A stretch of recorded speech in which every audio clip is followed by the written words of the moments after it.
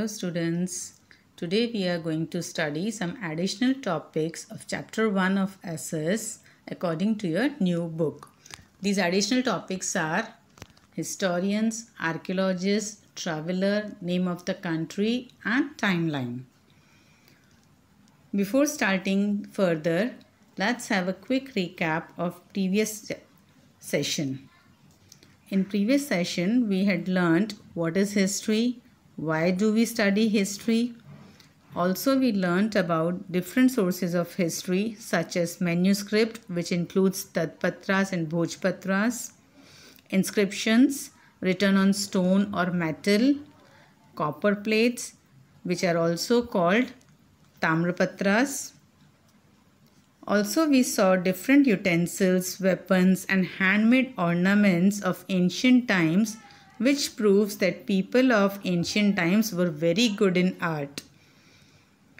Lothal near Dholka is the practical example of it.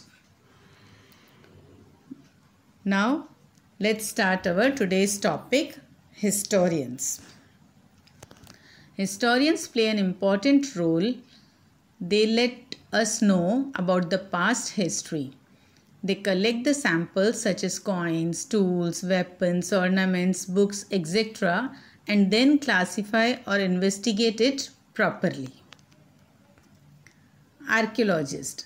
Archaeologist is a person who studies human history and prehistory through the excavation of sites and the analysis of artifacts and other physical remains such as bones of animals and humans.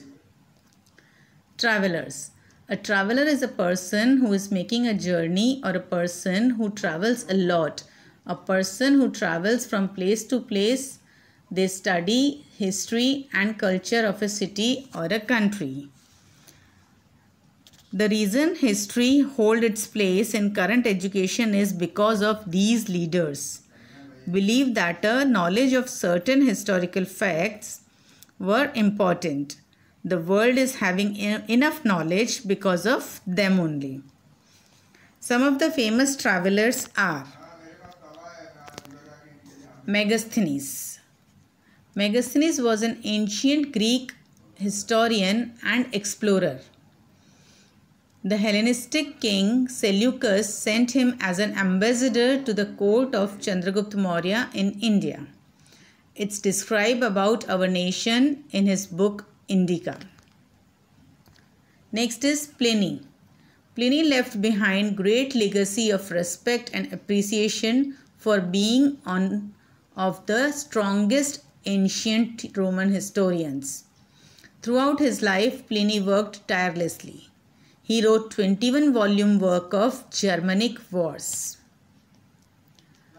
Fahian. Fahian was the Chinese Buddhist monk and translator who travelled by foot from ancient China to ancient India. He visited many sacred Buddhist sites in Central Asia. He visited India during the reign of Chandragupta II. He did not suffer any trouble during his journey from one place to another in India. The kings and the rich people built rest houses, which we call dharamshalas, where every convenience was provided to the travelers.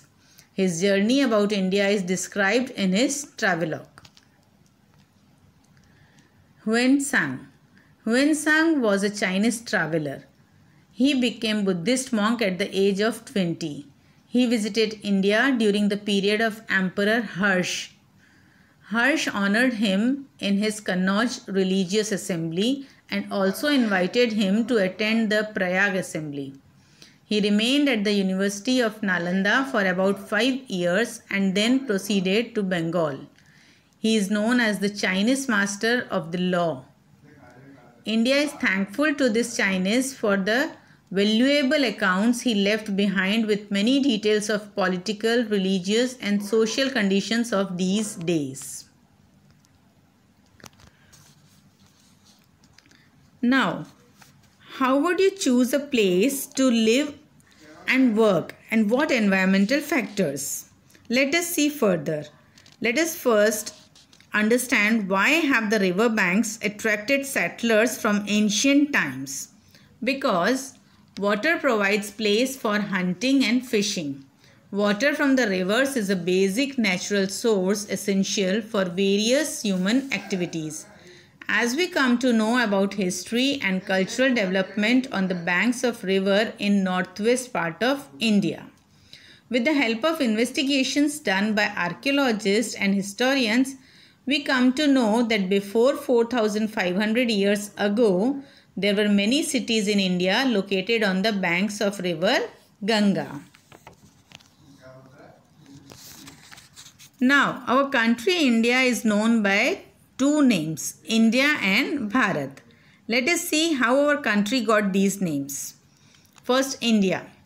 The name India is derived from word Indus, which originates from the old Persian word, which is called Sindhu in Sanskrit language. People from Greece and Iran were aware about a river Sindhu 2500 years ago. The Iranians called the Indus river Hindus and the people of Greece called Indus. Bharat. We get to know the name from Rig Veda. A huge group of people known as Bharat lived in the northwest part of India. Because of them, our country is known as Bharat. The three major Itihas of India are the Ramayana, the Mahabharata, the Dashrajanya War. The Battle of Dashrajanya took place during the middle or the main Rig Veda period. The Rig Veda is an ancient Indian collection of Vedic Sanskrit hymns. It is oldest of the four Vedas. The Rig Veda describes a war known as the Dashrajanya, which means War of 10 Kings. The war was between 10 powerful tribes who plotted to overthrow King Sudasa of the Bharat tribe. The battle took place on the bank of river Ravi in Punjab. The Bharat tribe won. King Sudasa led them to victory due to his highly advanced military skills. Therefore, he gained a lot of power. King Sudasa ensured that this victory was recorded in Vedas. This led to the opportunity of the King Sudasa, and eventually more and more people started identifying themselves as the member of Bharat tribe.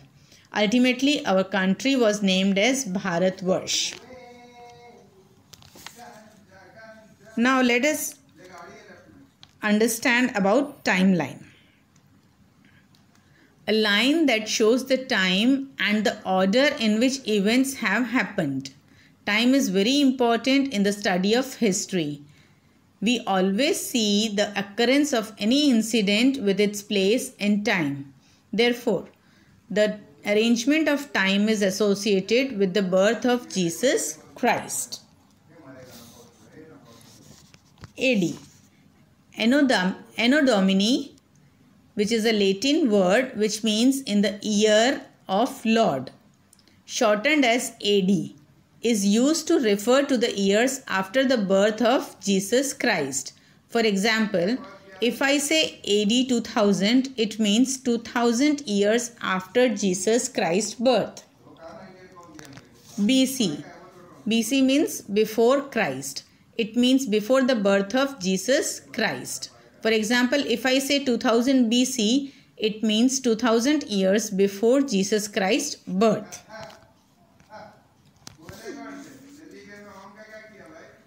Children, earlier it was becoming very difficult to note down record.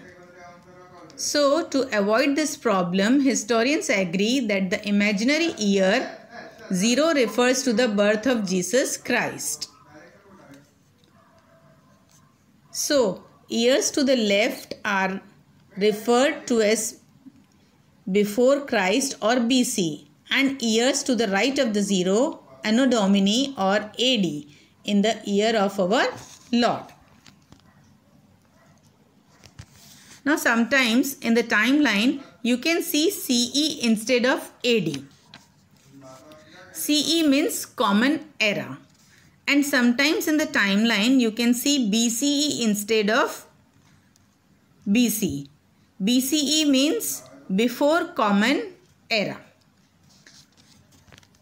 As the Christian religion followed in most of the countries of the world, therefore in India also we use the same timeline which is accepted globally. So children, here I conclude the chapter. We will meet soon again with the next chapter. Till then, stay home, stay safe. Bye-bye. Take care.